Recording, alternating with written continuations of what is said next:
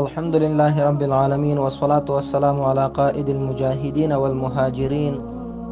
أما بعد، السلام عليكم ورحمة الله وبركاته. زموږ او ستاسو درس د سیرت مبارک درس دی او د خیبر غزا د عنوان دی.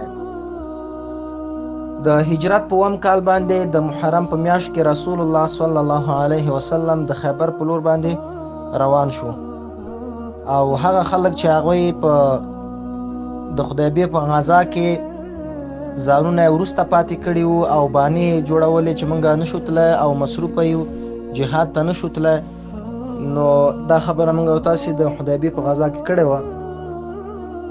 نو هغه یې راغله او نبي علیه السلام ته وویلې چې د دې د غزا دپاره موږ ته اجازه راکړه چې د خیبر غزا کې لاړ شو، ځکه په خدیبیې غزا کې موږ پاتې شوي و نه وتلي. نو رسول الله صلی الله علیه وسلم خلکو کې اعلان وکړ چې یوازې موږ سره هغه خلک تللی شي کوم چې د جهاد مینوال دي او د غنیمت مال به هغوی ته ورکول کېږي، بل چاته نه ورکول کېږي. نو دې اعلان سره یوازې هغه خلک ووتل چې په حدیبیې غزا کې د ونې لاندې رسول الله صلی الله علیه وسلم سره بیعت کړی او دا خلک 1400 تنه وو. د حدیبیې په غزا کې چې کوم بیعت دوی سره رسول الله صلی الله علیه وسلم د ونې لاندې کړی و. ما تاسو ته مخکې ویلي الله وی لقد رضی الله عن المؤمنین اذ یبایعونک تحت الشجره. الله وی الله راضي دی دغه خلکو نه چې تا سره بیعت کړی دی د ونې لاندې. نو نبی کریم صلی الله علیه وسلم همدغه خلکو ته اجازه ورکړله او دوی روان شو د نبی علیه السلام سره د خیبر په لوري. او نبی علیه السلام د مدینې منورې په چارو باندې سباع بن عرطوفه غفاری رضی الله تعالی عنه د مدینې منورې دپاره وټاکه چې ته به موږ څو رازو ته به د مدینې منورې ټول حالات کنټرولوي. بیا د خیبر په لویه لاره باندې دا ټول صحابه کرام او نبی علیه السلام روان شول. کله چې نیمایي لارې ته ورسېده نبی علیه السلام دا لاره د خیبر بدله کړله او شام طرف ته په خیبر باندې روان شو، تر څو یهود چې دوی راتښتي شام طرف ته راتښتي نو لاره بیا بنده یي په هغوی باندې. کله چې آخره شپه شوه چې سبا غزا شروع کیږي نو خیبر ته نږدې شول صحابه کرام او نبی علیه السلام، خو یهودیان په دې باندې پوه نه وو چې دلته مسلمانان راغلي. کله چې سحر شو او د سحر لمونځ مسلمانانو په تیاره کې یعنې د سحر په اول ټیم کې ادا که کوم ټیم چې اوس شوافع امام شافعي صاحب مذهب والا او امام احمد بن حنبل رحمه الله په کوم ټیم کې سحر مونځ کوي، هغه ټیم کې صحابه کرام او نبی علیه السلام د مونځ ادا که او بیا د یهودو کورونو د طرف ته سپاره روان شول په اوښانو باندې او نور پاسونو باندې. یهودیانو خپل لورونه راواغستل او همدا رقم رسیګانې ورسره وې، خپلو فصلونو ته لاړل چې خپل فصلونه وریبي او ځان سره راواخلي. کله چې اسلامي لښکر یې ولیده نو بیرته په تېښته شول او واپس لاړه او ویې ویل چې محمد والله چې محمد سره له ټولو لښکرو راغلی دی، چغې وهلې او کورونه ته تله.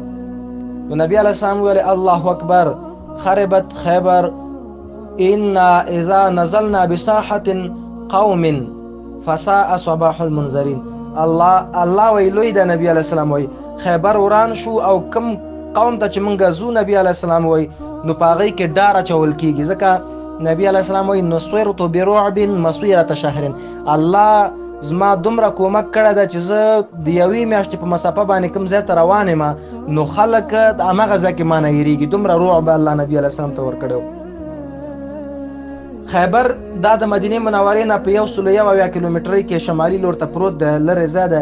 کورونه یې په 3 کلو باندې تقسیم شوي دي. د خیبر 3 کلي لري چې یو ته النطاع ویل کېږي، بل ته کتیبه ویل کېږي او بل ته شق ویل کېږي. دغه 3 کلي دي. بیا د هر کلي کې 2 او 3 قلاګانې دي چې همدا انشاءالله په دې درس کې وایو. اول په النطاع کې چې د 3 قلاګانې دي، ناعم په نامه قلا ده، کلا چې ورته وایي، صعب بن معاذ کلا او د زبیر کلا، دا 3 دانې په نطاع کلي کې دي.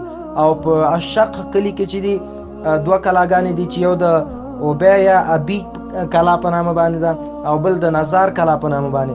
او په کتیبه کلي کې هم 3 قلاګانې دي چې قموس په نامه کلا ده او وطیح او سلالم په نامه باندې کلاګانې وړې کلاګانې موجودې دي. نو اول راځو د النطاع کوم کله چې د دې فتحه رسول الله صلی الله علیه وسلم د نطاع کلا لویدیځ لوري ته چې هلته به ورته غشي نه رسېدل، نو دوی همغه ځای مرکز ونیوه او جنګ یې د ناعیم کلا په محاصره کولو باندې شروع کړ. د ناعیم کلا ډیره قوي او اوچته کلا وه، ختل ورته ډیر مشکله و. نو دا د یهودو د دفاع لپاره یو خط و. د یهودو لوی قهرمان مرهب په نامه باندې و چې په زرو کسانو باندې به خلکو حسابه و چې دا داسې ځای لکه زر کسانه چې د دواړو ډلو ترمنځ څو ورځې ویشتل شروع د مسلمانانو او د یهودو ترمنځ باندې. بیا رسول الله صلی الله علیه وسلم د فتح زیره مسلمانانو ته ورکړه او دا خبره وکړه چې بخاري حدیث دی: لأعطین الرایة غدا رجلا يحب الله ورسوله ويحبه الله ورسوله. زه به سبا د مسلمانانو د اسلامي لښکر بیرغ هغه چاته ورکومه چې د الله او رسول سره مینه لري او الله او رسول د سره مینه لري. نو صحابه کرامو سبا پورې ټول ورخطا و چې دا به څوک دا سړی. کله چې شپه تېره شوه نبي علیه السلام غږ وکړه: این علي چیرته ده؟ ټول صحابه کرام ورته ویل چې علي خو د خپلو سترګو نه شکایت کوي او سترګې درد کوي. نبي علیه السلام راوغوښته او سترګې مبارک کې ورته دم کړلې او لاړې د خپلې مبارکې لاړې د هغه په سترګو باندې تاو کړې. نو مخکې د دې نه چې څه رقم جوړ وي هغې نه م الله ښې جوړې کړې. نو بیا ورته نبي علیه الصلاة والسلام د اسلامي لښکر بیرغ ده ته ورکړ او امر ورته وکړ چې لومړی به خلک اسلام ته رابلې. که اسلام قبول کړ خبره د جنګ به ورسره نه کوي، او که اسلام قبول نه کړ بیا به ورسره جنګ کوي، جنګ ته به ورسره تیارېږي. نبي علیه السلام علي صاحب ته دا خبره وکړه. د دې نه وروسته یهودیانو خپلې ښځې او ماشومان د شپې لخوا د شق په نامه کلا ته انتقال کړه او دا پرېکړه وکړه، فیصله وکړه چې د سحر لخوا به مسلمانانو سره جنګ کوو. کله چې علي رضی الله تعالی عنه ورغی ګوري چې جنګ کولو ته آماده دي دوی او د اسلام بلنه ورته ورکړه، هغه انکار وکړ، اسلام یې ونه منه. مرهب چې ما تاسو ته مخکې وویل چې په زرو نفرو کې حسابېده، د غوښتنه د مسلمانانو نه وکړله چې تن په تن یو نفر ما سره راوځي، جنګ ته تیار شي ما سره. او دا خبره وکړه چې قد علمت خیبر انی مرهب شاکی السلاح بطل مجرب. خیبر وای پوهېږي چې زه مرهب وسلوال تجربه شوی قهرمان یم، کله چې د جنګ لمبې شروع شي کله ویشتل کوم او کله وهل کوم. دا خبره یې وکړه. بیا په دوی کې عامر په نامه باندې صحابي و رضی الله عنه، دا ورته راووته ویل: قد علمت خیبر انی عامر شاکی السلاح بطل مغامر. خیبر وای پوهېږي چې زه عامر یم، وسله په لاس قهرمان برید کوونکی سړی یم. نو دواړو یو بل باندې ګزارونه شروع کړه تن په تن جګړه کې. نو دلته عامر غوښتل هغوی چې وار وکړه د مرهب د خپل ډال ورته ونیو. عامر دا خبره غوښتله چې زه په دې پښو کې ووم، پښې ورته قطع کړم وبه غورځېږي.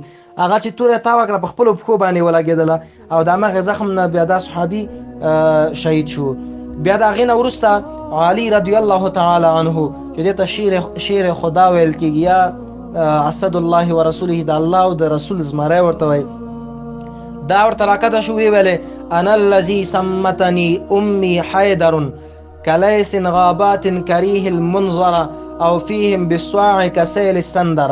زه هغه څوک یم چې مور را باندې زمری نومیښی ده، لکه بدشکله د ځنګله زمری یم، پیمانه په توره پوره کومه. بیا دا چې کله راکته شو په اول وار باندې مرهب په دې څټ باندې ووهه او سر یې ورته اخواته ورکړه. هغې نه وروسته بیا د مرهب بل ورور هغه راکته شو او هغه هم همدا رقم هغې ته یو بل صحابي راکته شو او هغه یې هم ووژه، ختم یې کړ. بیا د دې نه وروسته په د دښمن مورال ډېر ضعیفه شو، معنویات ضعیفه شول او دا ځایونه پرېښودل، وتښتېدل او مسلمانان ورپسې شو دوی پسې، تر څو کلا ته په زور ننوتل یهودیان. دومې کلا ته چې د صعب په نامه کلا ولاړل، مسلمانانو د ناعیم په کلا باندې چې ډېر غنیمتونه حاصل کړه، خواړه او خرماګانې او بعضې نورې وسلې وې د لاسته راوړلې. بیا مسلمانانو د صعب کلا د حباب بن منذر رضی الله تعالی عنه تر مشرۍ لاندې محاصره کړه. محاصره 3 ورځې دوام وکړه او په 3مه ورځ رسول الله صلی الله علیه وسلم د فتح او غنیمت لپاره دوی دپاره دعا وکړله او مسلمانان حمله ته او جهاد لپاره وهڅول. بیا مسلمانانو په د یهودو باندې دې ځای کې هم ډېره قوي حمله وکړه چې تن په تن مقابلې نه هغوی وتښتېدل یهود او آماده نه شوه. او د سخت جګړې نه وروسته بیا د دښمن ته ماتې ورکړه په دې کلا کې او مسلمانان مخکې له ماښام نه چې ماښام لا داخل شوی نه و کلا یې فتح کړه. په کلا کې ډېر غنیمتونه خوراکونه یې ترلاسه کړه چې له ټولو کلاګانو نه دې کلا کې زیات خوراکونه او غوړي او داسې نور شیان موجود و. او مسلمانان ډیر زیات وږي هم وو او په دغه وخت کې مسلمانانو د کورني خره دا کوم یو چې کورني خره دي د دې غوښې په دیګونو باندې بار کړی وي او ور پسې بلو. بیا نبی کریم صلی الله علیه وسلم دې ټولو ته امر وکړ چې تاسې به دا د کومې غوښې چې د خرو دي دا دیګونه چپه کړئ او دا مه خورئ. د خیبر په غزا کې دا تاسو یاد لرئ دوستانو چې یو څو شیان حرام کړل نبی علیه السلام.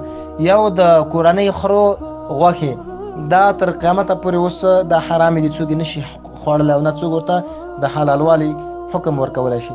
دوم د متعی نکاح نبی علیه السلام حرامه کړله.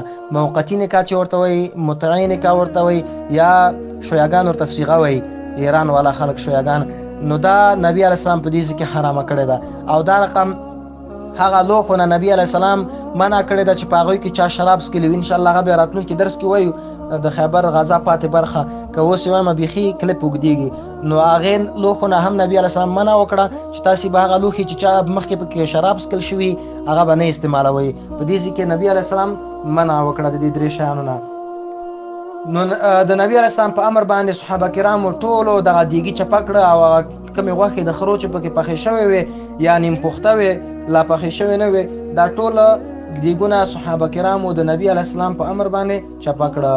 بیا د دې نه وروسته د شق په نامه باندې کلا چې وه د دې فتحه ده او کتیبه په نامه فتحه ده.